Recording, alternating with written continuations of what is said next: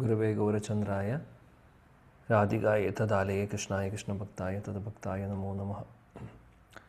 ശ്ലോകം 11 ശ്രീ ഭഗവത്ഗീത അധ്യായം 15. അതിമനോഹരമായിട്ടുള്ള ഒരു അധ്യായമാണ് നമ്മൾ പഠിക്കുന്നു. ഇവിടെ പുരുഷോത്തമ യോഗത്തെക്കുറിച്ച് പറയുന്ന അധ്യായമാണ്. തുടക്കത്തിൽ നമ്മൾ കണ്ടു, അതായത് ഈ ഭൗതിക ലോകം ആധ്യാത്മിക ലോകവും തമ്മിലുള്ള ആ ഒരു വ്യത്യാസം. ഊർധമൂലം അധശാഖം അശ്വത്ഥം പ്രാഹുര അവ്യയം എന്ന് പറയുന്ന ശ്ലോകത്തിലൂടെ നമ്മൾ തുടങ്ങി. അതായത് എങ്ങനെയാണ് നമ്മൾ ഈ ഭൗതിക ലോകത്തിൽ നിന്ന് നമുക്ക് ആധ്യാത്മിക ലോകത്തിലേക്ക് പോകാൻ സാധിക്കുന്നത്, അതിനുള്ള വഴിയാണ് ഈ ഒരു അധ്യായത്തിൻ്റെ തുടക്കത്തിൽ തന്നെ പറഞ്ഞു തുടങ്ങുന്നത്. അപ്പോൾ ആദ്യത്തെ സെക്ഷനിൽ നമുക്ക് കാണാം, 1-ാമത്തെ ശ്ലോകം മുതൽ 6-ാമത്തെ ശ്ലോകം വരെ ഭൗതിക ലോകത്തിൽ നിന്ന് ആധ്യാത്മിക ലോകത്തിലേക്ക് രക്ഷപ്പെടാനുള്ള മാർഗം. അപ്പോൾ പറയുന്നു, 2 കാര്യങ്ങളാണ് പറയുന്നത്. ഒന്ന് ഡിറ്റാച്ച്മെൻറ്റ് പറയുന്നുണ്ട്, അതായത് വിരക്തി. പിന്നെ ഒന്ന് ശരണാഗതി. 2 കാര്യങ്ങളാണ് പറയുന്നത്. 5-ാമത്തെ ശ്ലോകത്തിൽ അതിനെക്കുറിച്ച് പറയുന്നുണ്ട്. നിർമാന മോഹ ജിത സംഘദോഷ അധ്യാത്മനിത്യ വിനിവൃത്ത കാമ. ആ ശ്ലോകത്തിൽ പറയുന്നു, ദ്വന്ദ്വേർ വിമുക്തേർ സുഖദുഃഖ സംജ്ഞേർ ഗച്ഛന്തി അമൂഢ പദം അവ്യയം തത്. അപ്പോൾ അവിടെ ആ ഒരു ശ്ലോകത്തിൽ ശരണാഗതിയാണ് പറയുന്നത്. എങ്ങനെയാണ് നമ്മൾ നമ്മുടെ മിഥ്യാഹങ്കാരത്തെ ഉപേക്ഷിച്ച് മോഹം അല്ലെങ്കിൽ നമ്മൾ ഈ ശരീരമാണെന്നുള്ള ബോധത്തെ നമ്മൾ ഉപേക്ഷിച്ച്, അതേപോലെ തന്നെ സംഘദോഷങ്ങൾ, മോശമായിട്ടുള്ള അസോസിയേഷൻ സംഘങ്ങൾ നമ്മൾ ഉപേക്ഷിച്ച് നമ്മൾ ആരാണോ അധ്യാത്മനിത്യ, ആരാണോ മനസ്സിലാക്കുന്നത് ആ ഒരു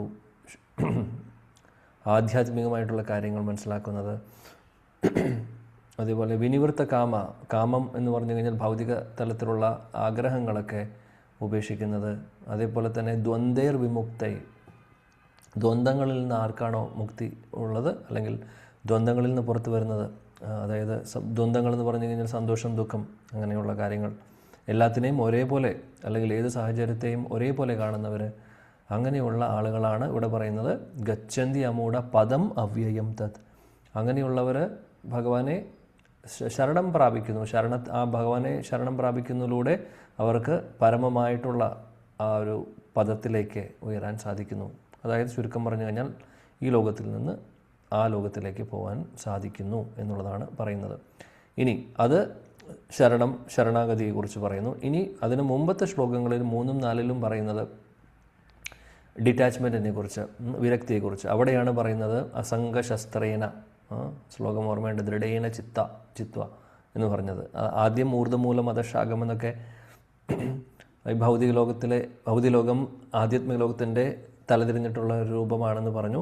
പിന്നെ അതിനെ ഒരുപാട് എക്സ്പ്ലനേഷൻ ഉണ്ടായിരുന്നു. അതായത് ഇതെല്ലാം ആഗ്രഹങ്ങളെ കുറിച്ച് പറഞ്ഞു. ആഗ്രഹങ്ങളാണ് നമ്മളെ ഈ ഭൗതിക ലോകത്തിൽ ഇരുത്തുന്നത്. അതിനുശേഷം പിന്നെ അതിൻ്റെ ചില്ലകളെക്കുറിച്ച്, അശ്വത്ഥമരത്തിൻ്റെ തലതിരിഞ്ഞിട്ടുള്ള അശ്വത്ഥമരത്തിൻ്റെ ചില്ലകളെക്കുറിച്ച് പറഞ്ഞു. അതായത് പല ജീവജാലങ്ങളാണ് എന്നുള്ളതൊക്കെ. പിന്നെ അതേപോലെ തന്നെ അതിനെ ആ ഒരു മരത്തെ വെള്ളമൊഴിക്കുന്ന ഒരു പ്രോസസ്സ് എന്ന് പറഞ്ഞു കഴിഞ്ഞാൽ ഗുണങ്ങൾ 3 ഗുണങ്ങളാണ്. 3 ഗുണങ്ങളിലൂടെയാണ് ഇതെല്ലാം നറിഷ് ആവുന്നത്, ഈ ഒരു മരം. അതേപോലെ തന്നെ പറഞ്ഞു, ചില്ലകളെക്കുറിച്ച് പറഞ്ഞു, വിഷയപ്രവാള, വിഷയവസ്തുക്കളെക്കുറിച്ച് പറയുന്നു. പിന്നെ അതിനുശേഷം പിന്നെ കർമ്മ അനുബന്ധനി, അതായത് സെക്കൻഡറി റൂട്ട്സ്, അതായത് നമ്മൾ ഒരു കർമ്മം ചെയ്ത് കഴിഞ്ഞാൽ അതിന് റിയാക്ഷൻ വരുന്നു, പിന്നെ ആ റിയാക്ഷന് അടുത്ത റിയാക്ഷൻ വരുന്നു, നമ്മൾ അത് ചെയ്യുന്നു, പിന്നെ അടുത്ത റിയാക്ഷൻ. ഇതിങ്ങനെ ഇപ്പോൾ നമ്മൾ അശ്വത്ഥമരത്തിൻ്റെ വേരുകൾ നോക്കി കഴിഞ്ഞാൽ അറിയാം, അതിങ്ങനെ പടർന്ന് പോകുന്നത് കാണാം. അത് നമ്മൾ മുകളിലേക്ക് കാണാൻ പറ്റും. അത് അതിൻ്റെ സെക്കൻഡറി റൂട്ട്സ് എന്നാണ് പറയുന്നത്. അപ്പോൾ അതാണ് കർമ്മ അനുബന്ധിനി. അപ്പോൾ ഇതെല്ലാം പറഞ്ഞതിന് ശേഷമാണ്, ഇത്രയും കോംപ്ലിക്കേറ്റഡ് ആയിട്ടുള്ളൊരു അവസ്ഥയിലാണ് നമ്മൾ ഈ ഭൗതിക ലോകത്തിൽ ഇരിക്കുന്നത്. ഇനി ഇവിടെ നിന്ന് എങ്ങനെ രക്ഷപ്പെടാം എന്നുള്ളതാണ് പറയുന്നത്. അസംഗശസ്ത്രേന ദൃഢേന ചിത്വ എന്ന് പറഞ്ഞത്. അത് ശ്ലോകം 3-ലും 4-ലും പറയുന്നു. അതായത് എങ്ങനെയാണ് ഡിറ്റാച്ച്മെൻറ്റ്, അസംഗശസ്ത്രേന എന്ന് ഉദ്ദേശിക്കുന്നത് നമ്മൾ ആ വിരക്തിയാവുന്ന മഴ കൊണ്ട് നമ്മൾ ഈ ഒരു വേരിനെ മുറിക്കണം. അതെങ്ങനെ? ദൃഢേന ദൃഢനിശ്ചയത്തോടു കൂടി, ദൃഢവിശ്വാസത്തോടു കൂടിയിട്ടായിരിക്കണം നമ്മൾ ഇത് ചെയ്യേണ്ടത്. എന്നിട്ട് ആരെ ഭഗവാനെ ശരണം പ്രാപിച്ചാൽ, ഭഗവാനെ ശരണം പ്രാപിക്കുന്നതിലൂടെയാണ് ഇത് സാധിക്കുന്നത്. അല്ലെങ്കിൽ ഇത് സാധിക്കില്ല. ആദ്യം പുരുഷം പ്രപദ്യേ എന്നും പറയുന്നു അവിടെ. അതായത് ആ പരമപുരുഷനെ നമ്മൾ പ്രണമിക്കുക, അല്ലെങ്കിൽ ശരണം പ്രാപിക്കുക. എന്നിട്ട് അതെങ്ങനെ ശരണം പ്രാപിക്കുമെന്നുള്ളതാണ് നിർമ്മാന മോഹാദിജിത് സംഘദോഷ എന്നുള്ളതിൽ പറഞ്ഞത്. അതിനുശേഷം പിന്നീട് 6ാമത്തെ ശ്ലോകത്തിൽ പറയുന്നു എങ്ങനെയാണ് ആധ്യാത്മിക ലോകത്തിൻ്റെ ക്വാളിറ്റീസ് എന്താണ്. കൃഷ്ണലോകം അല്ലെങ്കിൽ ഗോലോക വൃന്ദാവനം എന്ന് പറഞ്ഞു കഴിഞ്ഞാൽ ന തത് ഭാഷയതേ സൂര്യോ ന ശശാങ്കോ പാവകഃ, ഇതെല്ലാം പറഞ്ഞു എങ്ങനെയാണ് ആധ്യാത്മിക ലോകം എന്നുള്ളത്. ഇനി അതിനുശേഷം 7ാമത്തെ ശ്ലോകം മുതൽ നമ്മളിപ്പോൾ പഠിക്കുന്നത് 7 മുതൽ 11 വരെ ഒരു ജീവാത്മാവിൻ്റെ ആ ഒരു പരിണാമത്തെക്കുറിച്ചാണ് പറയുന്നത്. ആദ്യം തന്നെ പറയുന്നു പരിണാമം എന്ന് പറഞ്ഞു കഴിഞ്ഞാൽ ആരാണ് നമ്മൾ എന്ന് പറയുന്നു. മമേ വാംശോ ജീവലോക ജീവഭൂത സനാതന എന്ന് പറയുന്ന 7ാമത്തെ ശ്ലോകത്തിൽ പറഞ്ഞു. 8ാമത്തെ ശ്ലോകത്തിൽ പറയുന്നു ഓരോ ജീവജാലങ്ങൾ ഓരോ ശരീരം മാറുന്നത് എങ്ങനെയാണെന്നുള്ളത്. അതെങ്ങനെയാണ്, അതായത് നമ്മൾ കാറ്റ് വാസനകളെ ക്യാരി ചെയ്യുന്ന പോലെ അല്ലെങ്കിൽ കൊണ്ടുപോകുന്ന പോലെയാണ് സംഭവിക്കുന്നത് ഒരു ശരീരത്തിൽ നിന്ന് അടുത്ത ശരീരത്തിലേക്ക് നമ്മൾ പ്രവേശിച്ചു കൊണ്ടിരിക്കുന്നത് എന്നുള്ളത്. ഇനി അതിനുശേഷം പറഞ്ഞു, അതായത് നമുക്ക് അതനുസരിച്ച് നമുക്ക് പുതിയ 9ാമത്തെ ശ്ലോകത്തിൽ നമുക്ക് ഓരോ പ്രാവശ്യം ശരീരം മാറുന്നതനുസരിച്ച് പുതിയ കണ്ണുകൾ, പുതിയ ചെവികൾ, അല്ലെങ്കിൽ രൂപം മൊത്തത്തിൽ മാറുന്നു, എല്ലാ ഇന്ദ്രിയങ്ങളും മാറുന്നു, കോൺഷ്യസ്നസ് മാറുന്നു, അല്ലേ? ഇതെല്ലാം നമ്മൾ കണ്ടു. അപ്പോൾ ആ കോൺഷ്യസ്നസ് അല്ലെങ്കിൽ ബോധം എന്ന് പറയുന്നത് എന്തിനെയാണ് ഡിപ്പെൻഡ് ചെയ്യുന്നതെന്ന് വെച്ചാൽ നമ്മുടെ അസോസിയേഷനെ, അതായത് ഈ നമ്മൾ എന്തിനോടാണോ നമ്മൾ അസോസിയേറ്റ് ചെയ്യുന്നത്, ഇപ്പോൾ ഭൗതിക തലത്തിലുള്ള കാര്യങ്ങളാണെങ്കിൽ നമ്മുടെ കോൺഷ്യസ്നസ് അങ്ങനെയാണ്. ഇനി അതല്ല ആത്മീയ തലത്തിലുള്ളതാണെങ്കിൽ അതാണ്. അതെല്ലാം പറഞ്ഞു. ഇനി 10ാമത്തെ ശ്ലോകത്തിൽ നമ്മൾ എങ്ങനെയാണ് ഈ ഒരു ആത്മാവ് അല്ലെങ്കിൽ നമ്മൾ ഓരോരുത്തരുടെയും ആ ഒരു പരിണാമത്തെക്കുറിച്ചുള്ള ഡീറ്റെയിൽസാണ് പറയുന്നത്. അതായത് ഒരാൾ മരിച്ചു കഴിഞ്ഞു കഴിഞ്ഞാൽ എന്ത് സംഭവിക്കുന്നു എന്നുള്ളതൊക്കെ ഇവിടെ പറഞ്ഞു. മരിക്കുന്ന സമയത്ത് അല്ലെങ്കിൽ ശരീരം വിടുന്ന സമയത്തുള്ളത് അതാണ്. ഉത്ക്രാമന്തം സ്ഥിതം വാപി ഭുഞ്ചാനം വാ ഗുണാൻവിധം. അപ്പോൾ പശ്യന്തി ജ്ഞാനചക്ഷുഷ. അപ്പോൾ അവിടെ പറയുന്നു അറിവുള്ള ആളുകൾ, അതായത് ഈ ശരീരം വിടുന്നതും ശരീരത്തിൽ ഇരിക്കുന്നതും ഒക്കെ ഈ ഒരു കൺസെപ്റ്റുകളെല്ലാം സാധാരണ ആളുകൾക്ക്, മൂഢന്മാർക്ക് മനസ്സിലാവില്ല. എന്നാൽ ശരിയായിട്ടുള്ള കണ്ണുകൾ ഉള്ളവർക്ക്, വീക്ഷണം ഉള്ളവർക്ക്, പശ്യന്തി ജ്ഞാനചക്ഷുഷ ഉള്ളവർക്ക് ഇതെല്ലാം എന്താണെന്ന് തിരിച്ചറിയാൻ സാധിക്കുന്നു. അതായത് ഇവിടെ എന്താ ഉദ്ദേശിക്കുന്നത്, അതായത് നമ്മളിവിടെ ഈ ശരീരത്തിൽ ഇരിക്കുന്നതും ഈ ശരീരം വിടുന്ന പ്രോസസ്സും ഇരിക്കുന്ന സമയത്ത് ഈ ഭൗതിക തലത്തിലുള്ള ഈ 3 ഗുണങ്ങളുടെ പ്രഭാവം നമുക്ക് വരുന്നു. ഇതൊക്കെ മനസ്സിലാക്കണമെങ്കിൽ ബുദ്ധി വേണം എന്നാണ് പറയുന്നത്. ഇതൊക്കെ മനസ്സിലാക്കണമെങ്കിൽ ജ്ഞാനചക്ഷുഷ വേണം. ഇല്ലാത്തവർക്ക് ഇതൊന്നും മനസ്സിലാവില്ല എന്നുള്ളതാണ് 10ാമത്തെ ശ്ലോകത്തിൽ പറഞ്ഞത്. 11 അതിൻ്റെ കണ്ടിന്യൂഷനാണ്. നമുക്ക് നോക്കാം എന്താണ് പറയുന്നത് നോക്കാം. 11 പറയുന്നത് ബേസിക്കലി നമുക്ക് നോക്കാം. യതന്തോ യോഗിനശ്ചൈനം പശ്യന്തി ആത്മനി അവസ്ഥിതം യതന്തോപി അകൃതാത്മാനോ നൈനം പശ്യന്തി അചേതസഃ. ശ്ലോകം വായിക്കൂ. വിവർത്തനം ഭാവാർത്ഥം.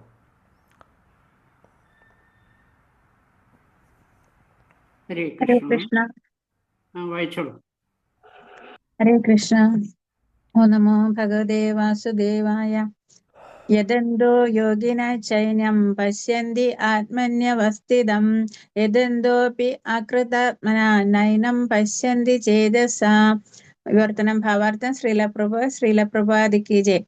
ആത്മസാക്ഷാത്കാരം ലഭിച്ച് എപ്പോഴും യത്നിച്ചുകൊണ്ടേയിരിക്കുന്ന അതീന്ദ്രിയവാദികൾക്ക് ഇതെല്ലാം വ്യക്തമായി കാണാൻ കഴിയും. മനോവികാസം പ്രാപിക്കാത്തവർക്കും ആത്മസാക്ഷാത്കാരം ലഭിക്കാത്തവർക്കും ശ്രമിച്ചാലും എന്താണ് സംഭവിക്കുന്നതെന്ന് കാണാൻ കഴിയില്ല. ഭാവാർത്ഥം. ആധ്യാത്മിക ആത്മസാക്ഷാത്കാരത്തിനായി ശ്രമിക്കുന്ന അതീന്ദ്രിയവാദികൾ അനേകമുണ്ട്. എന്നാൽ ആത്മസാക്ഷാത്കാരം ലഭിക്കാത്ത ഒരാൾക്കും ജീവാത്മാവിന് ശാരീരികമായി വരുന്ന മാറ്റങ്ങളെ തികച്ചും അറിയാനാവില്ല. ഇവിടെ യോഗിന എന്ന പദത്തിനും പ്രാധാന്യമുണ്ട്. ഇന്ന് യോഗികളെന്ന് പറയുന്നവർ പലരുണ്ട്. യോഗികളുടേതെന്നറിയപ്പെടുന്ന സംഘടനകളും ഏറെയുണ്ട്. ആത്മസാക്ഷാത്കാരത്തെ സംബന്ധിച്ചിടത്തോളം രണ്ടു കൂട്ടരും അന്ധതയിൽ തന്നെ.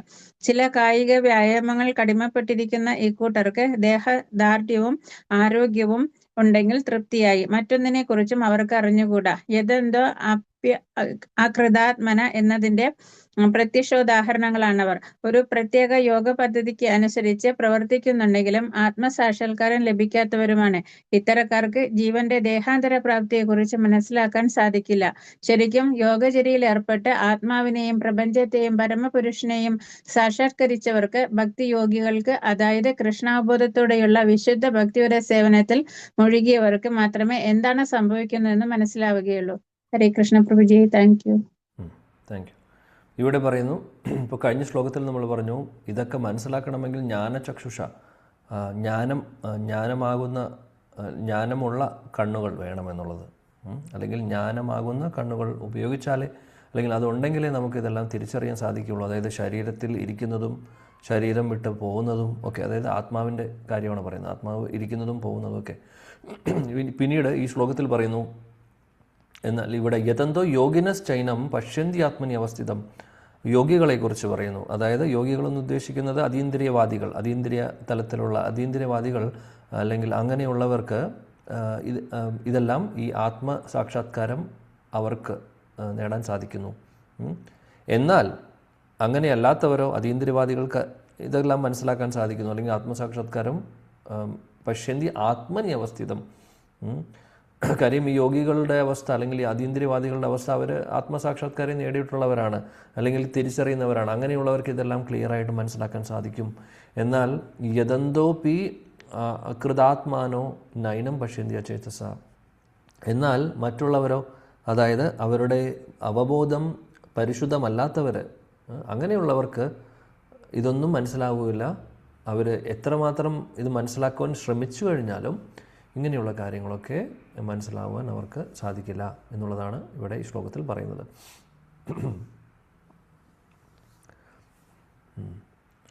അപ്പോൾ ഇത്രയും ഭഗവാൻ പറഞ്ഞു.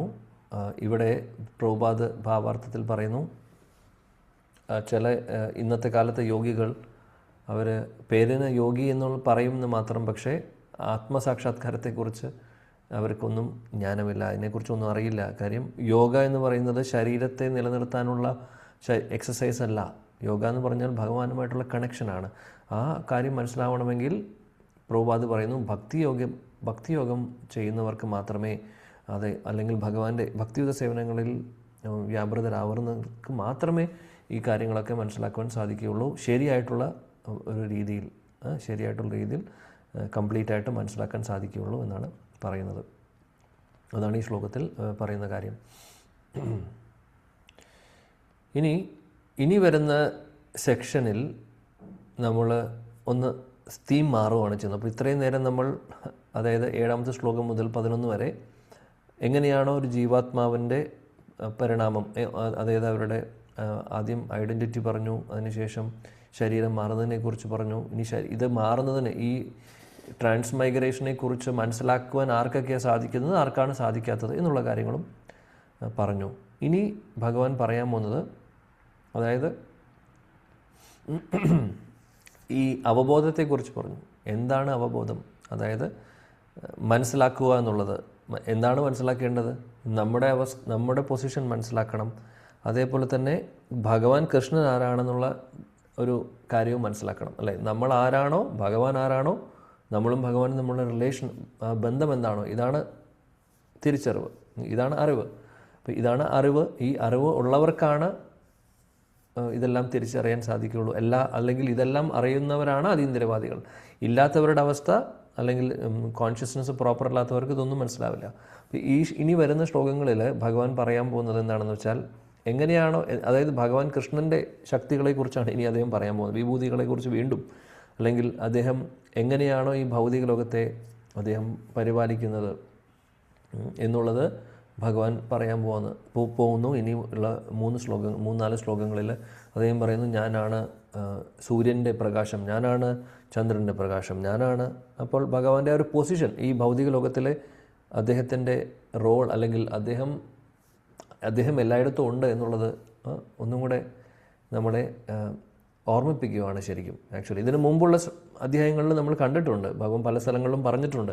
വീണ്ടും ഇവിടെ അതൊന്നും കൂടെ അദ്ദേഹം ദൃഢമാക്കുകയാണ് ചെയ്യുന്നത് ഇനിയുള്ള ശ്ലോകങ്ങളിൽ 12 മുതൽ. യദാദിത്യഗതം തേജോ ജഗത് ഭാസയതേഖിലം യച്ചന്ദ്രാംസി യച്ചാഗ്നോ തത് തേജോ വിധി മാമകം.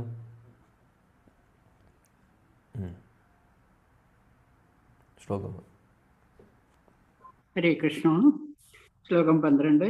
യത്യാദിത്യഗതം തേജോ ജഗത്പാസയതേഖിലം യച്ചന്ദ്രമസി യച്ചാഗ്നോ തത്തേജോ വിദ്ധി മാമകം. പ്രപഞ്ചത്തിലെ അന്ധകാരം അത്രയും നീക്കി അതിനെ ശോഭായമാനമാക്കുന്ന സൂര്യന്റെ തേജസ് എന്നിൽ നിന്നാണ് വരുന്നത്. ചന്ദ്രന്റെയും അഗ്നിയുടെയും തേജസ്സുകളും എന്നിൽ നിന്ന് തന്നെ വരുന്നവയാണ്. ഭാവാർത്ഥം. ഹരേ കൃഷ്ണ. കാര്യങ്ങളുടെ യഥാർത്ഥ സ്ഥിതി ബുദ്ധിഹീനന്മാർക്ക് മനസ്സിലാക്കാൻ കഴിയില്ല. എന്നാൽ ഇവിടെ ഭഗവാൻ വിശദീകരിക്കുന്നത് മനസ്സിലാക്കുന്നത് കൊണ്ട് ജ്ഞാനത്തിന്റെ വഴിയിൽ ചുവട് ഉറപ്പിക്കാം. സൂര്യചന്ദ്രന്മാരും അഗ്നിയും വൈദ്യുതിയും ഏവർക്കും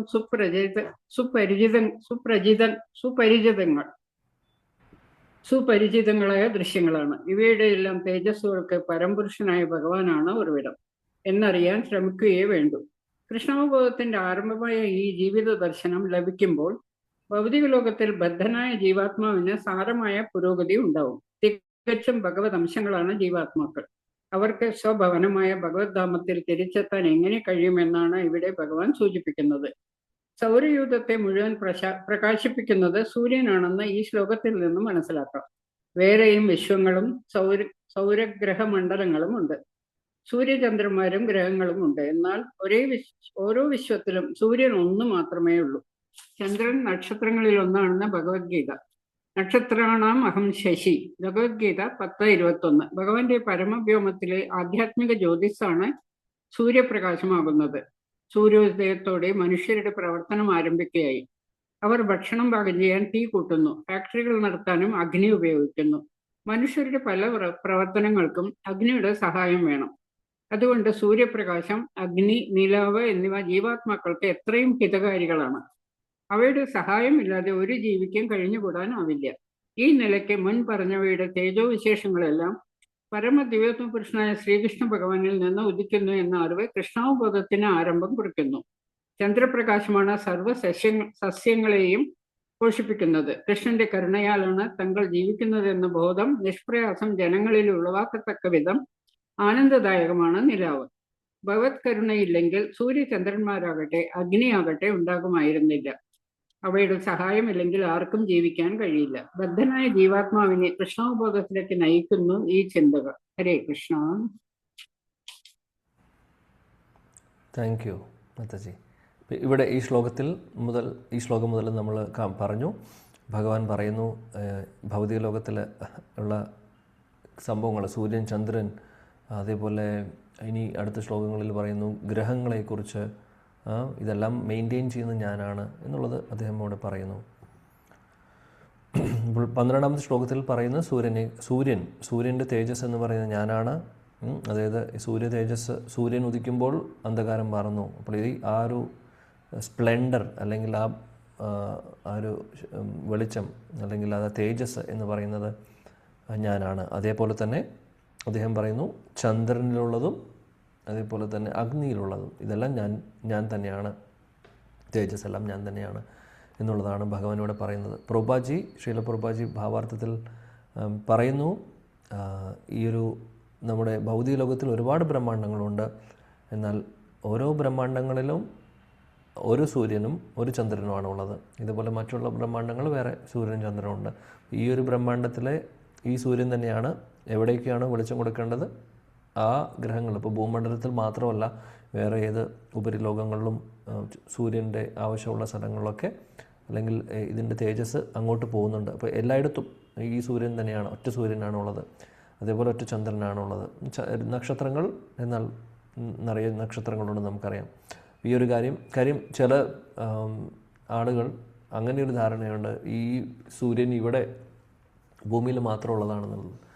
അല്ല, ഭൂമി മാത്രമല്ല, മറ്റുള്ള ലോകങ്ങളിലും പ്രത്യേകിച്ച് ഉപരിലോകങ്ങളിൽ താഴെയുള്ള ലോകങ്ങളിൽ സൂര്യൻ്റെ പ്രകാശം പോകുന്നില്ല എന്ന് പറയുന്നു. എന്നാൽ മുകളിലാണ് സൂര്യൻ്റെ പ്രഭാവം ഉള്ളത്, മുകളിലുള്ള ഉപരിലോകങ്ങളിൽ. ഇപ്പോൾ പ്രഭുപാദ് പറയുന്നു ഇതെല്ലാം ഭഗവാൻ എന്തുകൊണ്ട് പറയുന്നു എന്ന് വെച്ചാൽ, ആളുകൾക്ക് ആ ശ്യാമസുന്ദരനായിട്ടുള്ള കൃഷ്ണൻ ഗോലക വൃന്ദാവനത്തിലെ അല്ലെങ്കിൽ വൈകുണ്ഠത്തിലെ വിഷ്ണു അല്ലെങ്കിൽ നാരായണൻ ആ രൂപത്തെയൊക്കെ മനസ്സിലാക്കുവാനും, അല്ലെങ്കിൽ ആ ഒരു വിശ്വാസം ഇനീഷ്യലി ആളുകൾക്ക് വരാൻ എളുപ്പമല്ല. കാര്യം ആളുകൾക്ക് റിലേറ്റ് ചെയ്യാൻ പറ്റുന്നത് ഈ ലോകത്തെ സാധനങ്ങളാണ്. നമ്മൾ കഴിഞ്ഞ വിശ്വരൂപം പഠിച്ചപ്പോഴും പറഞ്ഞു, ആളുകൾക്ക് റിലേറ്റ് ചെയ്യാൻ പറ്റുന്നത് ഈ ലോകത്തിലുള്ള സംഭവങ്ങളും കാര്യങ്ങളും അത് ഞാനാണെന്ന് പറയുമ്പോൾ ആളുകൾക്ക് കുറച്ചും കൂടെ ഒരു വിശ്വാസം വരാൻ വേണ്ടിയിട്ടാണ്. കാര്യം നമ്മുടെ കോൺഷ്യസ്നെസ് ഇമ്പ്രൂവ് ആവുമ്പോൾ നമുക്ക് തോന്നും ഇതെല്ലാം ബേസിക് ആയിട്ടുള്ളൊരു ഫിലോസഫിയാണെന്നുള്ളത്. കാര്യം എല്ലാ ആളുകൾക്കും ഉൾക്കൊള്ളാൻ പറ്റില്ല.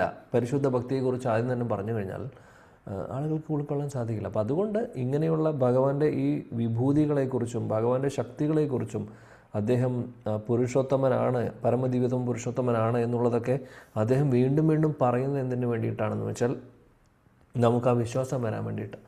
ഭഗവാൻ തന്നെയാണ് പരമദിവ്യത്വം പുരുഷനെന്ന് വിശ്വാസം വരാൻ വേണ്ടിയിട്ടാണ്. പല കോൺഷ്യസിലുള്ള ആളുകളുണ്ട് നമ്മുടെ കൂട്ടത്തിൽ. ഇപ്പം നമ്മുടെ കാര്യം തന്നെ നോക്കിക്കഴിഞ്ഞാൽ അറിയാം വിശ്വാസം എത്രമാത്രം ഉണ്ട്, അത് സ്റ്റേബിൾ ആണോ എന്നുള്ളത്, അല്ലേ? അപ്പോൾ അതുകൊണ്ടാണ് പല സ്ഥലങ്ങളിലായിട്ട് ഭഗവാൻ പറയുന്നത് നക്ഷത്രാനാം അഹം ശശി എന്നുള്ളത് ഇതിനു മുമ്പ് ഭഗവാൻ 10ാമത്തെ അധ്യായത്തിൽ പറഞ്ഞിട്ടുണ്ട്. എന്നാൽ ഇവിടെയും പറയുന്നു, ഇവിടെയും അതുമായിട്ട് കണക്റ്റഡായിട്ട് പറയുന്നു. അതായത് ആ ചന്ദ്രനിൽ കൊടുക്കുന്ന ആ ശക്തി അല്ലെങ്കിൽ ആ തേജസ് ഞാനാണെന്ന് പറയുന്നു. അപ്പോൾ അതാണ് നമ്മൾ പറയുന്നത്. അപ്പോൾ ഇതെല്ലാം മനസ്സിലാക്കുന്ന ആളുകൾ അവരുടെ കൃഷ്ണാവബോധം ഇങ്ങനെയാണ് തുടങ്ങുന്നത്. അങ്ങനെ പതിയെ പതിയെ അവരുടെ ലെവല് മാറി ആ കോൺഷ്യസ്നെസ്, ആ ഒരു ചിന്താഗതി മൊത്തത്തിൽ വിശ്വാസമൊക്കെ കൂടി കൂടി വരും. പിന്നീട് അവർക്ക് എല്ലായിടത്തും നമ്മൾ ഭഗവാനെ കാണുന്നു, ഭഗവാന്റെ ആ ഒരു പ്രസൻസ് ഉണ്ടെന്ന് മനസ്സിലാക്കുന്നു. അതേ കൂട്ടത്തിൽ ഭഗവാൻ ഇതല്ലാതെ ഈ ഒരു പരമാത്മാവായിട്ടോ അല്ലെങ്കിൽ സൂര്യൻ്റെ തേജസ്സായിട്ടോ ഈ ഭൗതിക ലോകത്തിൽ മാത്രമല്ല ഭഗവാനുള്ളത്, അതേപോലെ ആധ്യാത്മിക ലോകത്തിൽ ഉണ്ട് എന്നുള്ളതും നമുക്കും അവിടെ പോകാൻ സാധിക്കുമെന്നുള്ളത്, അതൊക്കെ കുറച്ചുകൂടെ ഹയർ അണ്ടർസ്റ്റാൻഡിങ് ആണ്. അപ്പോൾ ആദ്യമുള്ള ഒരു അറിവാണ് ഇവിടെയുള്ളതുമായിട്ട് കണക്ട് ചെയ്തുകൊണ്ട് ഭഗവാൻ പറയുന്നത്, നമുക്ക് ആ വിശ്വാസം വരാൻ വേണ്ടിയിട്ട്. ശ്ലോകം 13 നോക്കാം. ഗാം ആവിശ്യ ച ഭൂതാനി ധാരയാമി അഹം ഓജസ പുഷ്ണാമി ചൗഷധി സർവാ സോമഭൂത്വാ രസാത്മകഃ. ഹരേ കൃഷ്ണ. ഹരേ കൃഷ്ണ പ്രഭു. ഗാമാവിശ്യ ച ഭൂതാനി ധാരയാമ്യഹമോജസാ പുഷ്ണാമി ചൗഷധി സർവാ സോമോ ഭൂത്വാ രസാത്മകാ. ഞാൻ ഓരോ ഗ്രഹത്തിലും ഉൾപോകി അവയെ എന്റെ ശക്തി കൊണ്ട് ഭ്രമണപഥത്തിൽ നിലനിർത്തുന്നു. ഞാൻ തന്നെ ചന്ദ്രനായി തീർന്ന് എല്ലാ സസ്യങ്ങൾക്കും ജീവരസം പകരുന്നു. ഭാവാർത്ഥം. By his divine grace A C. Bhaktivedanta Swami Prabhupad, Srila Prabhupad കി ജയ്. സർവഗ്രഹങ്ങളും വായുമണ്ഡലത്തിൽ സ്ഥിതി ചെയ്യുന്നത് ഈശ്വര ശക്തിയാലാണ്. ഓരോ ഗ്രഹങ്ങളിലും ഓരോ ജീവിയിലും ഓരോ അണുവിലും ഉണ്ട് ഈശ്വര സാന്നിധ്യം. പരമപുരുഷന്റെ ഒരു പൂർണ്ണാംശമായ പരമാത്മാവ് ഗ്രഹങ്ങളിലും വിശ്വത്തിലും ജീവസത്തയിലും പരമാണുവിൽ പോലും ഉൾച്ചേർന്നിട്ടുണ്ടെന്ന് ബ്രഹ്മസംഹിതയിൽ പറയുന്നു. അവിടുത്തെ ഈ അധിവേശത്താലാണ് ഓരോ ഒന്നിനും ഉചിതമായ ആവിഷ്കാരം ഉണ്ടാകുന്നത്. ജീവാത്മാവ് ശരീരത്തിലിരിക്കുന്നു കൊണ്ടാണല്ലോ ശരീരത്തിന് വെള്ളത്തിന് മീതെ പൊങ്ങിക്കിടക്കാൻ കഴിയുന്നത്. ആ ജീവാംശം നഷ്ടപ്പെട്ടാൽ ദേഹം മുങ്ങുന്നു. ജീർണിച്ചു കഴിഞ്ഞാൽ വൈക്കോൽ തുരുമ്പ് പോലെ പൊങ്ങിക്കിടക്കും. എങ്കിലും മരിച്ച ഉടൻ മുങ്ങിപ്പോവുക തന്നെയാണ് പതിവ്. ഇങ്ങനെ ഗ്രഹങ്ങളെല്ലാം സൂര്യാകാശത്തിൽ ഒഴുകി നടക്കുന്നത് ഭഗവാന്റെ പരമശക്തി അന്തർഭവിച്ചിട്ടുള്ളത് കൊണ്ടാണ്. ആ ശക്തി ഒരു പിടി മണ്ണിനെ എന്ന പോലെ ഓരോ ഗ്രഹത്തെയും പുലർത്തിപ്പോരുന്നു. ഒരാൾ കയ്യിൽ മുറുകെ പിടിച്ചിരിക്കുന്ന മണ്ണ് താഴെ വീഴാൻ സാധ്യതയില്ല. പക്ഷെ അത് കാറ്റത്തെറിയുകയാണെങ്കിൽ വീണ് ചിതറിപ്പോകും. അതുപോലെ വായുവിൽ നീന്തി നടക്കുന്ന ഈ ഗ്രഹങ്ങളും വിശ്വരൂപിയായ ഭഗവാന്റെ മുഷ്ടിക്കകത്താണ്. സർവചരാചരങ്ങളും സ്വസ്ഥാനങ്ങളിൽ സ്ഥിതി ചെയ്യുന്നത് ഭഗവാന്റെ ശക്തിയാലും പ്രഭാവത്താലും തന്നെ. സൂര്യൻ പ്രകാശിക്കുന്നതിനും ഗ്രഹഗോളങ്ങൾ ചലിക്കുന്നതിനും കാരണം ഭഗവാൻ മാത്രമെന്ന് വേദസൂക്തങ്ങളും പ്രസ്താവിക്കുന്നുണ്ട്. അവിടുത്തെ സഹായമില്ലെങ്കിൽ ഈ ഗ്രഹങ്ങളെല്ലാം കാറ്റത്ത് പൊടി പോലെ പറന്നടിഞ്ഞു തീരും. ചെടികൾക്ക് ചന്ദ്രനിലൂടെ പോഷണം കിട്ടുന്നതിന് കാരണവും ഭഗവാനാണ്. ചന്ദ്രന്റെ സ്വാധീന ശക്തി മൂലം സസ്യങ്ങൾ സ്വാദുള്ളവയാകുന്നു. നിലാവില്ലാതെ സസ്യങ്ങൾക്ക് വളരാനോ സ്വാദിഷ്ടമാകാനോ കഴിയില്ല. അങ്ങനെ ഭഗവത് ദത്തങ്ങളായ വിഭവങ്ങളുടെ സഹായത്താലാണ് മനുഷ്യവർഗം സുഖമായി ജീവിക്കുന്നതും ഭക്ഷിക്കുന്നതും പ്രവർത്തിക്കുന്നതും. ആ സഹായം കൂടാതെ നമുക്ക് ജീവിക്കാനാവില്ല. രസാത്മകം എന്ന വാക്ക് ശ്രദ്ധേയമാണ്. ഭഗവത് നിർദ്ദിഷ്ടമായ ചന്ദ്ര തേജസ്സിന്റെ പ്രഭാവത്താൽ ഏതൊന്നും ആസ്വാദ്യമായി തീരും. ഹരേ കൃഷ്ണ. Thank you. ഇവിടെ ഈ ശ്ലോകത്തിൽ ഭഗവാൻ പറയുന്നു, ഞാൻ ഓരോ ഗ്രഹങ്ങളിലും ഞാൻ പ്രവേശിക്കുന്നു. അതായത് ഓരോ പ്ലാനറ്റിനകത്തും അദ്ദേഹം പ്രവേശിക്കുന്നു. എന്നിട്ട് എൻ്റെ ശക്തിയിലാണ് ഇത് ഫ്ലോട്ട് ചെയ്യുന്നത് എന്നുള്ളത്. ഫ്ലോട്ട് ചെയ്യുന്നത് മാത്രമല്ല, അവിടെയുള്ള ജീവജാലങ്ങളെ നിലനിർത്തുന്നതും. അപ്പോൾ ഈ ജീവജാലങ്ങളെ നിലനിർത്തുന്ന ഓഫ് കോഴ്സ് നമ്മളെല്ലാവരും ഭഗവാന്റെ ഒരു ശക്തി കൊണ്ട് തന്നെയാണ്. മാത്രമല്ല ഈ പ്ലാനറ്റുകളൊക്കെ ഒന്ന് ആലോചിച്ച് നോക്കൂ. നമ്മൾ സ്കൂളിൽ പഠിച്ച അല്ലെങ്കിൽ സ്കൂളിൽ പഠിച്ച പ്ലാനറ്റുകൾ എണ്ണമേ അല്ലെങ്കിൽ 7, 8, 10 എത്രയാ വെച്ചാൽ ജൂപ്പിറ്ററും സാറ്റേണും മാർസും വീനസും ഒക്കെ, പ്ലൂട്ടോ, ഇതെല്ലാം അത്ര കുറച്ച് എണ്ണങ്ങൾ നമ്മൾ പഠിച്ചിട്ടുള്ളൂ. അപ്പോൾ അത് തന്നെ പഠിക്കുന്ന സമയത്ത് തന്നെ നമ്മൾ കണ്ടിട്ടുണ്ട് അതിനൊരു ഓർബിറ്റ് ഉണ്ട്. ആ ഓർബിറ്റിൽ ഇത് നിൽക്കുന്നു, അത് പ്രോപ്പർ അല്ലെങ്കിൽ കറക്റ്റായിട്ട് അതിനൊരു റൊട്ടേഷൻ സമയമുണ്ട്, റൊട്ടേറ്റ് ചെയ്യുന്നു, പിന്നെ ഓർബിറ്റിൽ നീങ്ങുന്നു. ഇതെല്ലാം നമ്മൾ പഠിച്ചിട്ടുണ്ട്. ഈ ഓർബിറ്റിൽ നീങ്ങുന്നതും അത് നീങ്ങുന്നുണ്ട്, അങ്ങനെ സയൻറ്റിസ്റ്റുമാർ കണ്ടുപിടിച്ചു. പക്ഷെ അത് എങ്ങനെ നീങ്ങുന്നു? ഓർബിറ്റ് എന്ന് പറഞ്ഞു കഴിഞ്ഞാൽ ഒരു കയറ് കെട്ടിയിട്ടുള്ള അതിൻ്റെ ഉള്ളിൽ കൂടെ പോലല്ല, അത് ഇൻവിസിബിളായിട്ടുള്ളൊരു ഓർബിറ്റാണത്. ഇത് കാണാൻ സാധിക്കുന്നതല്ല. അത് പ്രോപ്പറായിട്ട് അതിൻ്റെ സ്പീഡ് കൂടുന്നില്ല, രണ്ട് ഗ്രഹങ്ങൾ തമ്മിൽ കൂട്ടിമുട്ടുന്നില്ല, ഒന്നും സംഭവിക്കുന്നില്ല. വളരെ പ്രിസൈസായിട്ട് നടക്കുന്നുണ്ട് ഇതെല്ലാം. മാത്രമല്ല ഇതെങ്ങനെ ഫ്ലോട്ടായി കിടക്കുന്നു, എങ്ങനെ ഇത് കാറ്റത്ത് നിൽക്കുന്ന പോലെ ഫ്ലോട്ടായിട്ടാണ് ഇരിക്കുന്നത്. നമുക്കത് മനസ്സിലാവില്ല എന്ന് മാത്രം. ഈ ഭൂമി മുഴുവൻ എടുക്കുവാണെങ്കിൽ ശരിക്കും അത് ഓർബിറ്റിലൂടെ ഇങ്ങനെ നീങ്ങിക്കൊണ്ടിരിക്കുന്നു. ഈ പ്രപഞ്ചത്തിൽ ഇത് ഫ്ലോട്ടാണ്, അല്ലെങ്കിൽ അതിങ്ങനെ ഫ്ലോട്ട് ചെയ്ത് കിടക്കുന്ന പോലെയാണ് ശരിക്കും.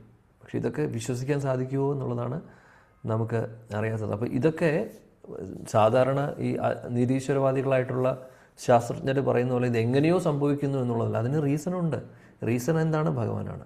അത് പറയുന്നു ഭഗവാൻ, ഞാനാണ് അത് ചെയ്യുന്നതെന്ന് പറയുന്നുണ്ട്. അപ്പോൾ ശാസ്ത്രങ്ങളിൽ ഇതിനെക്കുറിച്ച് വിശദമായിട്ട് പറയുന്നുണ്ട്.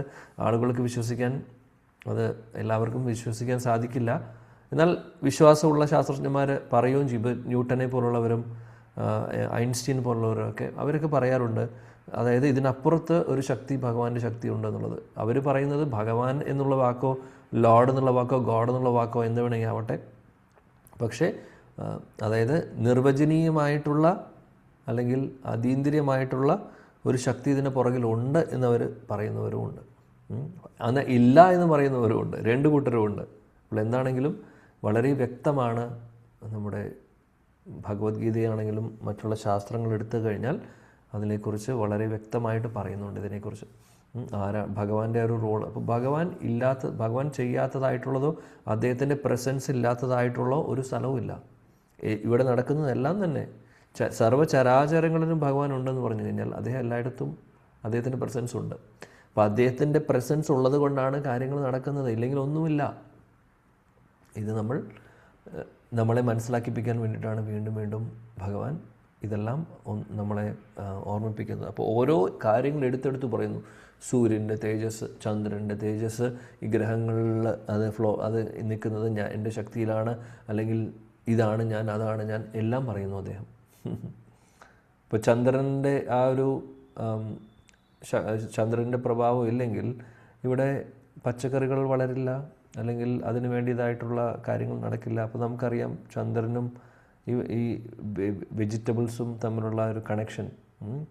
അപ്പോൾ ആ ഒരു മൂൺ ഷൈനിലാണ് ഇതെല്ലാം അതിന് എനർജി കിട്ടുന്നതും അതിൻ്റെ ഗ്രോത്ത് നടക്കുന്നതും ഒക്കെ ശരിക്കും. അപ്പോൾ അതിനുള്ള ആ രസം ഒക്കെ വരുന്നത് അതാണ് രസാത്മക എന്ന് അതാണ് പറയുന്നത്. ഇതെല്ലാം നടക്കുന്നത് സോമ അല്ലെങ്കിൽ ചന്ദ്രനാണ്. ചന്ദ്രൻ്റെ അതൊക്കെ സയൻറ്റിസ്റ്റുമാർ പറയുന്നുണ്ട് അങ്ങനെയാണെന്നുള്ളത്. ചന്ദ്രൻ്റെ റോളും സൂര്യൻ്റെ റോളൊക്കെ പറയുന്നുണ്ട്. പക്ഷേ അതിൻ്റെ പുറകിൽ ഇദ്ദേഹം ഉണ്ട് എന്നുള്ളത് ആളുകൾക്കറിയില്ല എന്നാണ്. അതാണ് ആളുകളുടെ അവസ്ഥ. Anyway, okay. സമയം 6:45. ഒരു ശ്ലോകം കൂടെ നോക്കാം. അപ്പോൾ 15-ാമത്തെ ശ്ലോകം കുറച്ച് ഡീറ്റെയിൽ ആയിട്ട് സംസാരിക്കേണ്ടി വരും. 14 നമുക്ക് നോക്കാം. കാര്യം 15-ാമത്തെ ശ്ലോകം ഫേമസ് ആണ്. സർവസ്യ ചാഹം ഹൃസന്നിവിഷ്ടം എന്നുള്ള ശ്ലോകം. 14-ാമത്തെ ശ്ലോകം നോക്കാം. അഹം വൈശ്വാനരോ ഭൂത്വാ പ്രാണിനാം ദേഹ ആശ്രിത പ്രാണാപാനാസമായുക്തഃ പചാമി അന്നം ചതുർവിധം. ഹരേ കൃഷ്ണ പ്രഭു. ഹരേ കൃഷ്ണ. വായിക്കൂ. ഹരേ കൃഷ്ണ. അഹം വൈശ്വാനരോ ഭൂത്വാ പ്രാണീനാം ദേഹമാശ്രിതാഃ പ്രാണാപാനസമായുക്ത പചാമ്യം ചതുർവിധം. ഹരേ കൃഷ്ണ. വിവർത്തനം. സകല ജീവികളിലുമുള്ള ദഹനാഗ്നിയാണ് ഞാൻ. ഉൾക്കൊള്ളുന്നതും പുറത്തു തള്ളുന്നതുമായ പ്രാണവായുവിനോട് ചേർന്ന് ഞാൻ 4 വിധത്തിലുള്ള ആഹാരങ്ങളെയും ദഹിപ്പിക്കുന്നു. ഭാവാർത്ഥം. ശ്രീല പ്രഭുപാദ് ജയ്. ആയുർവേദ ശാസ്ത്രപ്രകാരം ഭക്ഷിക്കുന്നത് എന്തും ദഹിപ്പിച്ചു പോരുന്ന ഒരു അഗ്നി നമ്മുടെ ഉദരത്തിലുണ്ട് എന്ന് മനസ്സിലാക്കാം. ആ അഗ്നി എരിയുന്നില്ലെങ്കിൽ വിശപ്പുണ്ടായിരിക്കുകയില്ല. ആ അഗ്നി എരിയുമ്പോൾ ദഹനേന്ദ്രിയങ്ങൾ ശരിയായി പ്രവർത്തിക്കുമ്പോൾ മാത്രമേ വിശപ്പുണ്ടാവുകയുള്ളൂ. ഇത് വേണ്ടും വിധം പ്രവർത്തിക്കാതിരുന്നാൽ ചികിത്സ ആവശ്യമാണ്. എന്തായാലും പരമപുരുഷന്റെ പ്രതിനിധിയാണ് ഈ അഗ്നി. പരമപുരുഷൻ അഥവാ ബ്രഹ്മം ഉദരത്തിനുള്ളിൽ അഗ്നിരൂപിയായി എല്ലാത്തരം ഭക്ഷ്യങ്ങളെയും ദഹിപ്പിക്കുന്നുവെന്ന് ബൃഹദാരണ്യകോപനിഷത്തും 5:9 പറയുന്നുണ്ട്. അയം അഗ്നിർ വൈശ്യ നരോ യോയം അന്ത പുരുഷേ ഏനേദം അന്നം ഭക്ഷ്യതേ. ആഹാര വസ്തുക്കളെയെല്ലാം ദഹിപ്പിക്കാൻ ഭഗവാൻ സഹായിക്കണമെന്നിരിക്കെ ഭക്ഷണ പ്രക്രിയയിൽ കൂടി ജീവാത്മാവിന് സ്വാതന്ത്ര്യമില്ല. ദഹനക്രിയയ്ക്ക് ഭഗവത് സഹായമില്ലെങ്കിൽ ഭക്ഷിക്കാനാവില്ല. അതുകൊണ്ട് പരമപുരുഷൻ തന്നെ ഭക്ഷ്യങ്ങളെ സൃഷ്ടിക്കുകയും അവയെ ദഹിപ്പിക്കുകയും ചെയ്യുന്നു. അവിടുത്തെ കരുണ കൊണ്ടാണ് നമുക്ക് ജീവിതം ആസ്വാദ്യമാകുന്നതും. ശബ്ദാദിഭ്യോ അന്ത പ്രതിഷ്ഠാനാച്ച എന്ന വേദസൂത്രം 1:2-2:7 സ്ഥിരീകരിക്കുന്നു. ശബ്ദത്തിലും ശരീരാന്തർഭാഗത്തും വായുവിലും ദഹനശക്തി രൂപത്തിൽ ഉദരത്തിലും ഭഗവാൻ വാണരുളുന്നു. ആഹാരദ്രവ്യങ്ങൾ 4 വിധമുണ്ട്. വിഴുങ്ങേണ്ടവ, ചവച്ചിറക്കേണ്ടവ, നക്കി കഴിക്കേണ്ടവ, വലിച്ചൂറ്റി കുടിക്കേണ്ടവ എന്നിങ്ങനെ. ഇവയെല്ലാം ദഹിപ്പിക്കുന്ന ദഹനശക്തിയാണ് ഭഗവാൻ. ഹരേ കൃഷ്ണ പ്രഭു. Thank you. ഇവിടെ വളരെ ക്ലിയർ ആയിട്ട് പറയുന്നു ഭഗവാൻ. വീണ്ടും അദ്ദേഹം ഇവിടെ പറയുന്നത് എന്താണ്? ഞാൻ ആദ്യം സൂര്യൻ, ചന്ദ്രൻ ഇതെല്ലാം പറഞ്ഞു. അതായത് 2 ലെവലാണ് നോക്കുന്നത്. അതായത് ഞാൻ കോസ്മിക് ലെവലിൽ നോക്കുകയാണെങ്കിൽ, അല്ലെങ്കിൽ ഈ ഒരു ഗ്രഹങ്ങൾ നോക്കിക്കഴിഞ്ഞാൽ സൂര്യൻ, ചന്ദ്രൻ ഇതെല്ലാം ഒരു കോസ്മോളജിയാണ് അല്ലേ. കോസ്മിക് ലെവലിൽ നോക്കിക്കഴിഞ്ഞാൽ ഭഗവാനാണ് എല്ലാവരെയും മെയിൻറ്റെയിൻ ചെയ്യുന്നത് എന്ന് അദ്ദേഹം പറഞ്ഞു 12-ലും 13-ലും. ഇനി 14-ലും 15-ലും അദ്ദേഹം പറയുന്നത് എന്താണ്? ഓരോരുത്തർ പേഴ്സണൽ ലെവലിലും ഞാനാണ്. അതായത് ഓരോ വ്യക്തികളെ എടുക്കുകയാണെങ്കിൽ, അതായത് ഞാൻ ഇവിടെ പറയുന്നു അഹം, അതായത് ജഡരഗ്നി, നമ്മുടെ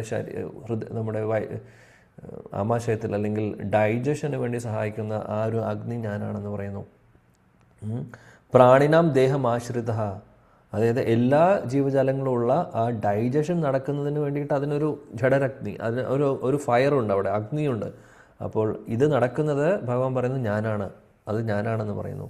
പിന്നെ പറയുന്നു പ്രാണാപാന സമായുക്ത, അതായത് ഞാൻ പ്രാണൻ്റെ കൂടെ, അതായത് വായുവിൻ്റെ കൂടെ ഞാൻ കൂടി പുറമേക്കുള്ള വായു നമ്മൾ അകത്തോട്ട് ശ്വാസം എടുക്കുന്നുണ്ട്, പുറത്തോട്ട് വിടുന്നുണ്ട്. അപ്പോൾ ഭഗവാൻ പറയുന്നു അതിൻ്റെ കൂടെ ഞാനുണ്ട്, സമായുക്ത, ഞാനുണ്ട് കൂടെ. എന്നിട്ടാണ് ഈ ഡൈജഷനൊക്കെ നടക്കുന്നത്. പച്ചാമി അന്നം ചതുർവിധം, 4 തരത്തിലുള്ള ഭക്ഷണ പദാർത്ഥങ്ങളെ ദഹിപ്പിക്കാൻ വേണ്ടി സഹായിക്കുന്നത് ഞാനാണ്. അപ്പോൾ ഒന്ന് ആലോചിച്ച് നോക്കൂ, ഭഗവാന്റെ ഒരു റോള്. അപ്പോൾ നമ്മൾ ഒരു കോസ്മിക് ലെവലിൽ നമ്മൾ കണ്ടു. ഇവിടെ ഭഗവാൻ പേഴ്സണലി ഓരോരുത്തരുടെ ശരീരത്തിലും പരമാത്മാവായിട്ട് ഇരിക്കുന്നുണ്ട്. അത് മാത്രമല്ല, അതല്ലാതെയും അദ്ദേഹത്തിന് റോളുണ്ട്. ഇപ്പോൾ ഒന്ന് ആലോചിച്ചു, പ്രഭുപാദ് ഭാവർത്തിൽ അതാ പറയുന്നത്. ഒന്ന് ആലോചിച്ച് നോക്കും, നമ്മൾ അഹങ്കാരത്തോടു കൂടി അല്ലെങ്കിൽ വലിയ സന്തോഷത്തോടു കൂടി ചെയ്യുന്നൊരു കാര്യമാണ് ഭക്ഷണം കഴിക്കുക എന്നുള്ളത്. തെറ്റാതെ മുടങ്ങാതെ എന്തൊക്കെ സംഭവിച്ചാലും ചിട്ടയോടുകൂടി ചെയ്യുന്നൊരു കാര്യം അത് മാത്രമാണ്. ബാക്കി എല്ലാത്തിനും നമുക്ക് എക്സ്ക്യൂസ് ഉണ്ട്. കഴിക്കുന്ന കാര്യത്തിൽ എക്സ്ക്യൂസ് ഉണ്ടെന്ന് എനിക്ക് തോന്നുന്നില്ല. അതാരും മറക്കുന്നില്ല. അങ്ങനെ ഒരു സംഭവം, ഇന്ന് ഞാൻ ഭക്ഷണം കഴിക്കാൻ മറന്നു എന്നങ്ങനെ സാധാരണ ആരും പറയാറില്ല. പക്ഷേ പറയും, ഓ ഇന്ന് വായിക്കാൻ വിട്ടുപോയി, അല്ലെങ്കിൽ ഞാനത് ഭാഗവതം വായിച്ചില്ല, അല്ലെങ്കിൽ ഞാനത് ചെയ്തില്ല, അങ്ങനത്തെ കാര്യങ്ങളും മറന്നു പോകും നമ്മൾ. അതിന് നമുക്ക് അലാം വേണം, അല്ലെങ്കിൽ എഴുതി വെക്കണം, ആരെങ്കിലും ഓർമ്മിപ്പിക്കണം. കഴിക്കുന്ന കാര്യത്തിൽ ആർക്കും അതിൻ്റെ ആവശ്യമില്ല. കാര്യം അത് നമ്മുടെ ജീവിതത്തിൻ്റെ ഒരു ഭാഗമാണെന്ന് നമ്മൾ അംഗീകരിച്ചതുകൊണ്ട്. എനിവേ, ഈ ഒരു പ്രോസസ്സ് നമ്മൾ ഒരുപാട് ഇഷ്ടപ്പെടുന്ന, അല്ലെങ്കിൽ ഒരുപാട് നാച്ചുറലി നടക്കുന്ന ഒരു പ്രോസസ്സാണ് കഴിക്കുക എന്ന് പറയുന്നത്. കഴിക്കുന്നു, അത് ദഹിക്കുന്നു. നമ്മൾ ആരെങ്കിലും കഴിക്കുന്നത് മാത്രമേ നമ്മൾ ചെയ്യുന്നുള്ളൂ. എടുക്കുന്നു, ഭക്ഷണം കഴിക്കുന്നു. അതിനകത്ത് നടക്കുന്ന കാര്യങ്ങൾ നമുക്കൊന്നും അറിയില്ല. ഡൈജഷൻ എങ്ങനെ നടക്കുന്നു എന്നുള്ളത്. ഡൈജഷൻ നടന്ന് വേണ്ടതായിട്ടുള്ള ന്യൂട്രിയൻസ് എല്ലാം നമ്മുടെ ശരീരത്തിലേക്ക് പല ഭാഗത്തേക്കും പോകുന്നു. ആവശ്യമില്ലാത്ത വേസ്റ്റ് എല്ലാം വേസ്റ്റായിട്ട് പുറത്തേക്ക് വരുന്നു. ഒരു മെഷീൻ പോലെ നടന്നുകൊണ്ടിരിക്കുന്നുണ്ട് ഡെയിലി ഈ സംഭവങ്ങൾ. എങ്ങനെ സംഭവിക്കുന്നു, എങ്ങനെ സാധിക്കുന്നു? ഭഗവാൻ അതിനകത്ത് ഇരുന്ന്, ഭഗവാന്റെ ശക്തിയാണ് അതിനകത്തുള്ളത്. ഭഗവാൻ പറയുന്നു ഞാനാണത് ചെയ്യുന്നതെന്ന്. അപ്പോൾ ഒന്ന് ആലോചിച്ച് നോക്കൂ, അദ്ദേഹത്തിൻ്റെ ആ ഒരു ഇൻവോൾവ്മെൻറ്റ്, അദ്ദേഹം നമ്മളെ മെയിൻറ്റെയിൻ ചെയ്യുന്ന എല്ലാ തരത്തിലും, സൂര്യൻ, ചന്ദ്രൻ, വെളിച്ചം ഇതെല്ലാം തരുന്നതിൻ്റെ കൂട്ടത്തിൽ ഓരോ ജീവജാലങ്ങളുടെ അകത്തും കയറി അദ്ദേഹം നമ്മളെ മെയിൻറ്റെയിൻ ചെയ്യാൻ സഹായിക്കുന്നു. ഇല്ലെങ്കിൽ നമുക്കിവിടെ നിലനിൽപ്പില്ല എന്നുള്ളതാണ് മനസ്സിലാക്കേണ്ടതിൽ നിന്ന്. അപ്പോൾ ഭഗവാനില്ലാതെ ഈ ലോകവും നിലനിൽക്കില്ല, നമ്മൾ ഓരോ വ്യക്തികളും നിലനിൽപ്പില്ല. നമ്മൾ ഓരോരുത്തരും മാത്രമല്ല, മൃഗങ്ങളാവട്ടെ, ചെടികളാവട്ടെ, എന്ത് വേണമെങ്കിൽ എടുത്തോളൂ, ഏത് ജീവജാലങ്ങളെ വേണമെങ്കിൽ എടുത്തോളൂ, നിലനിൽപ്പില്ല. അതാണ് ഇവിടെ പറയുന്നത്, ഭഗവാന്റെ പ്രസൻസ്. അപ്പോൾ ഇത്രയേ ഉള്ളൂ, നമുക്ക് അഹങ്കരിക്കാൻ വേണ്ടി ഒന്നുമില്ല. എല്ലാം ഭഗവാന്റെ സഹായത്തോടു കൂടിയിട്ടാണ് കാര്യങ്ങൾ നടക്കുന്നത്. ശ്വാസം വലിക്കുന്നതും ശ്വാസം വിടുന്നതും ഇതെല്ലാം അദ്ദേഹത്തിൻ്റെ സഹായത്തോടു കൂടിയിട്ടാണ് നടക്കുന്നത്. ഇപ്പോൾ 4 തരത്തിലുള്ള ഭക്ഷണം: ഭക്ഷ്യ, ഭോജ്യ, ലേഹ്യ, ചോഷ്യ. ഇതാണ് പറയുന്നത്. അതായത് ചവയ്ക്കുന്നതിന് ഭക്ഷ്യ എന്ന് പറയും, ഭോജ്യ എന്ന് പറഞ്ഞു കഴിഞ്ഞാൽ വലിക്കുന്നത്, ലേഹ്യ എന്ന് പറഞ്ഞാൽ നമ്മുടെ ലേഹ്യം ഓർത്താൽ മതി, നക്കുന്നത്. പിന്നെ ചോഷ്യ എന്ന് പറഞ്ഞു കഴിഞ്ഞാൽ സക്ക് ചെയ്യുന്നത്.